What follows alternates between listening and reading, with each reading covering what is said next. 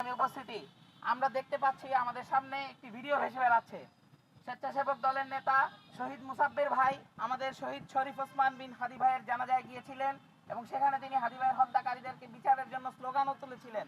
আমরা দেখতে পাই যে আজকে এক মাসও করায় নাই, অথচ শহীদ মুসাব্বির ভাইকে একই কায়দায় হত্যা করা হয়েছে।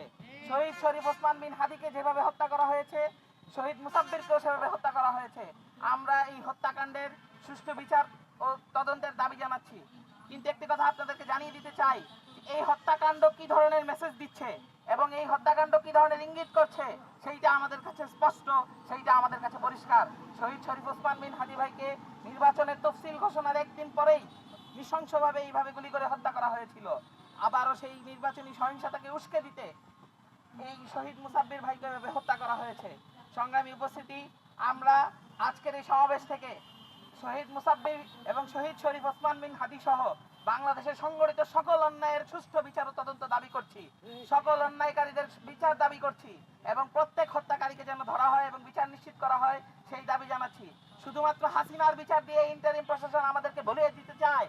আমরা স্পষ্ট বলতে চাই, শুধুমাত্র হাসিনার অন্যায় অন্যায় না, আর সব ধরনের অন্যায়কে অন্যায় হিসেবে বিবেচনায় নিয়ে প্রত্যেক অন্যায়কারীকে শাস্তি দিতে হবে। শুধুমাত্র হাসিনাকে শাস্তি দিয়ে আপনারা সত্য জনপ্রিয়তা আদায় করবেন, সেই ধরনের সুযোগ বাংলাদেশ জাতি আপনাকে আর দিবে না।